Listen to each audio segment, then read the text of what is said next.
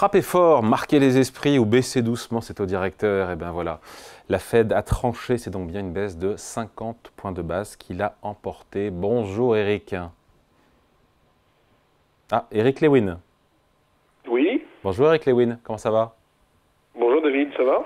Président de L Finance. Cette baisse de grande ampleur, ces 50 points de base, ça plaît au marché. On a quasiment une hausse de 1,2% sur le CAC 40, un peu en dessous des 7600 points. Ça montre clairement que les priorités de la Fed ont changé. Aujourd'hui, c'est la faiblesse du marché du travail qui inquiète, ou en tout cas qui préoccupe Jérôme Powell et ses collègues. Oui, écoutez, en fait, ce qui plaît vraiment aux investisseurs, c'est que, en fait, ils privilégient de plus en plus un atterrissage en douceur de l'économie. Et quand vous écoutez hier les propos de Jérôme Powell, vous vous rendez compte que finalement, certes, le marché du travail s'est un petit peu dégradé, puisqu'on est passé en quelques mois de 3,6% à 4,3%, mais qu'en fin de compte, il n'y a pas de risque de récession aux États-Unis. Vous savez que la Fed, elle a deux priorités en fait. Elle a l'une, que l'inflation soit maîtrisée, c'est le cas, puisqu'on va redescendre tranquillement vers le 2%, et deux, que le marché du travail aille vers le plein emploi. Et là, même si on n'est pas en plein emploi, il n'y a quand même pas d'énorme détérioration du marché du travail, et on aura une économie américaine finalement qui va être sur 2024, 2025. Alors quelle était l'urgence dans ces cas-là de baisser de 50 points de base alors qu'elle n'avait pas préparé le terrain, la Fed? Eh bien écoutez, d'abord, il faut savoir que sur le marché obligataire par exemple, on a 10 ans, un taux à 10 ans actuellement qui est sur des niveaux de 3,70, il était à 5% il y a un an.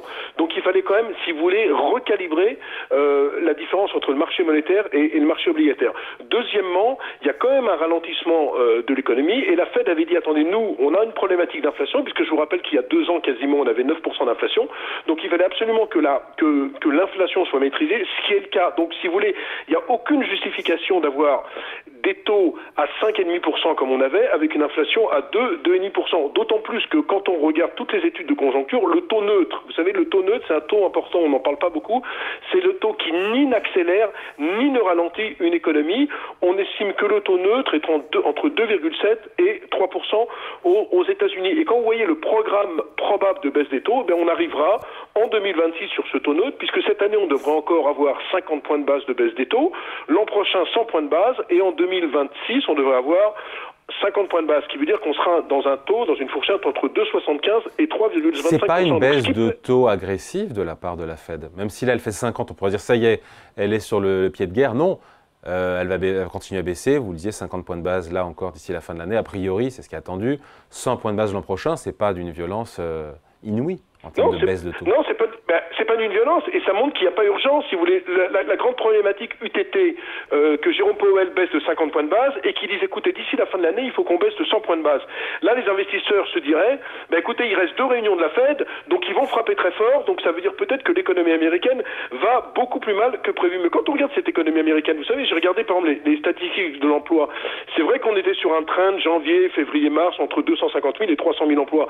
C'est vrai que là, il y a eu des révisions à la baisse sur les créations d'emplois aux États-Unis. Oui, après, mais si vous voulez, les chiffres de janvier, février, mars sont plutôt très bons. On est autour de 250 000. C'est vrai qu'après, quand vous regardez les autres mois, on a eu 162 000 en août, on a eu 80 000 en juillet, on a eu 118 000 en juin. C'est pas exceptionnel, mais il n'y a pas non plus de destruction d'emplois.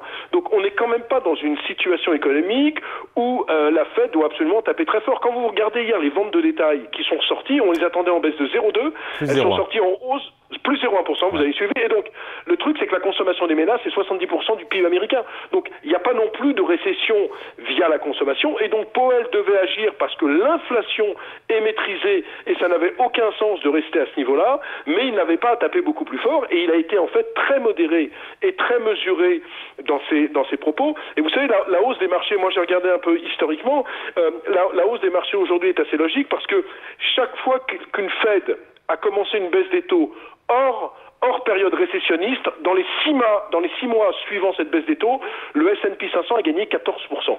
Donc ça veut dire qu'on est quand même dans un climat assez positif actuellement. Ça ne veut pas dire qu'on n'aura pas des accidents, mais sinon, on avait peur que la Fed se trompe de langage, et finalement, autant la BCE ne va pas assez vite dans sa baisse des taux, parce que l'économie européenne est quasiment en récession, notamment une Allemagne qui va mal, autant finalement la Fed a bien agi, et c'est pour ça que les investisseurs ont bien réagi. Alors hier, la première réaction de Wall Street, c'est vrai que c'était en fin de séance, ça a un petit peu baissé, mais là les futurs américains sont entre 1 et 1,5% de hausse, et donc on a même les banques américaines qui en préouverture gagnent du terrain, parce qu'on se rend compte qu'une baisse des taux est bien pour l'ensemble de l'économie. Ouais, et donc pour les marchés, ça peut aussi dire, pour les marchés actions, la poursuite, la reprise du rallye après le recul des dernières semaines?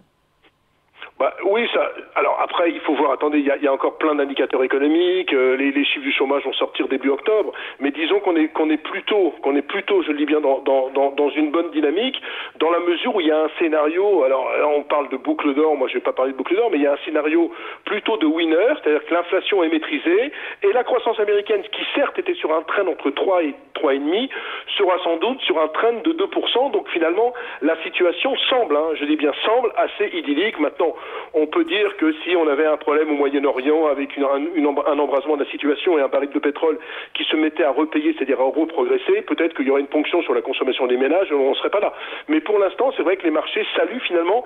Ça, il a été très bon, Powell, hier. Moi, j'ai vu la conférence de presse, franchement, il a été très bon, il a été mesuré. Qu'est-ce qu'il nous a dit, sinon? Pardon? Qu'est-ce qu'on retient dans ce qu'il nous a dit, Jérôme Powell? Ce qu'on retient, c'est que l'économie américaine ralentit et que la Fed fera tout son possible pour continuer à ce que l'économie américaine soit résiliente. Et c'est ce qu'on avait tous envie d'entendre. Mais exactement, c'est ce qu'on avait envie d'entendre. Et ça a un petit peu surpris, si vous voulez, parce que certains se disaient « Oulala, l'économie américaine va beaucoup plus mal que prévu ». Or, il n'en est rien pour le moment. Alors, on exclut bien évidemment la situation budgétaire qui est compliquée avec un déficit budgétaire qui représente 6 à 7% du PIB. Mais, si vous voulez, ça va plutôt dans le bon sens. Mais vous savez, quand vous regardez les marchés obligataires, moi je reviens là-dessus, sur le taux à 10 ans américain, je le disais, il y a un an, on était au-dessus de 5%, mais il n'arrête pas de baisser depuis un mois. Il y a un mois, on était à 3,94 sur le 10 ans américain, on est maintenant sur des niveaux de 3,70. Quelque part, c'est le taux le plus important, celui-là, parce que c'est celui qui finance l'économie américaine.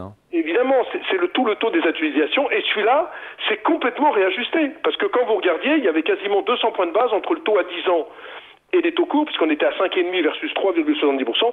Et donc, finalement, on s'aperçoit que le taux à 10 ans américain, je pense qu'il n'y a plus grand-chose à gagner dessus, parce qu'on sera entre 3,50 et 3,70.